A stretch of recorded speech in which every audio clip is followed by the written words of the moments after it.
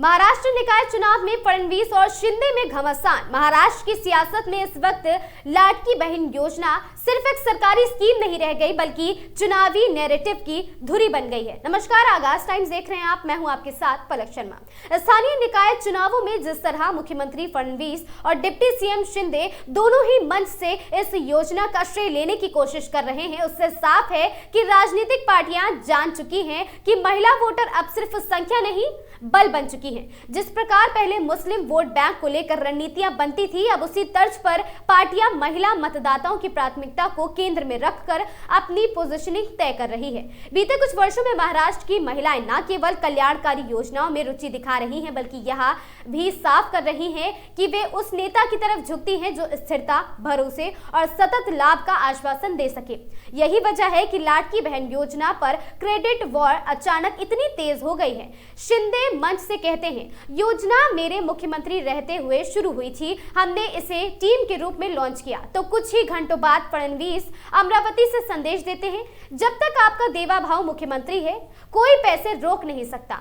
दोनों की कोशिश एक ही है, महिला मतदाताओं के बीच ये विश्वास जमाना कि ठोस कदम उन्हीं की वजह से संभव हुआ है। राजनीति के जानकार मानते हैं कि पहले दल अपने समीकरण मुस्लिम वोटर को ध्यान में रखकर गढ़ते थे, लेकिन आज वही समीकरण धीरे धीरे महिला वोटर के इर्द गिर्द केंद्रित होते जा रहे हैं।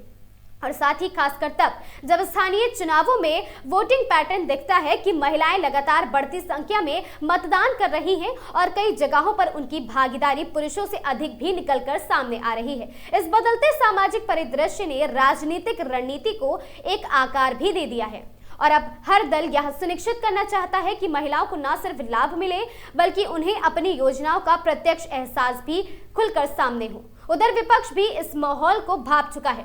शिवसेना यूबीटी कहती है, बहनें सब देख रही हैं, योजना सिर्फ उद्धव ठाकरे आगे ले जा सकता है। दूसरी ओर शिंदे गुट का दावा है, ये तीनों पार्टियों का संयुक्त निर्णय था, यानी सत्ता पक्ष और विपक्ष दोनों पक्षों में महिला वोटर को लेकर सक्रिय एकमत स्पष्ट है। और साथ ही सवाल अब यही नहीं है कि महिला वोट बैंक महत्वपूर्ण है या नहीं, सवाल ये भी है इस बढ़ते प्रभाव को कौन सा दल किस तरह से कैश करेगा।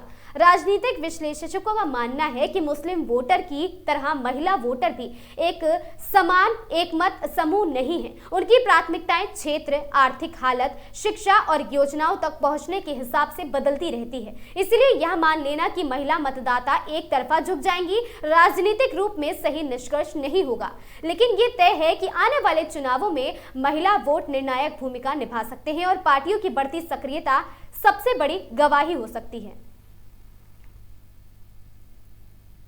स्थानीय निकाय चुनाव अब कुछ ही दिन की दूरी पर है। नेताओं की बयानबाजी तेज है, मंच बदल रहे हैं, संदेश भी बदल रहे हैं, लेकिन मत वही बताएगा किसने लोगों तक भरोसा कितना पहुंचाया है। और इस बार ये भरोसा सवाल शायद पहले से कहीं अधिक महिलाओं के हाथों में है। आखिरकार बैलेट बॉक्स ही तय करेगा कि लाडकी बहन किसने किसके वादों पर विश्वास करती है और महाराष्ट्र की राजनीति किस दिशा में आगे बढ़ सकती है। वीडियो पसंद आया हो तो वीडियो को लाइक, शेयर और चैनल को सब्सक्राइब करना बिल्कुल ना भूलें। मैं थी आपके साथ पलक शर्मा। देखते रहें आगाज टाइम्स।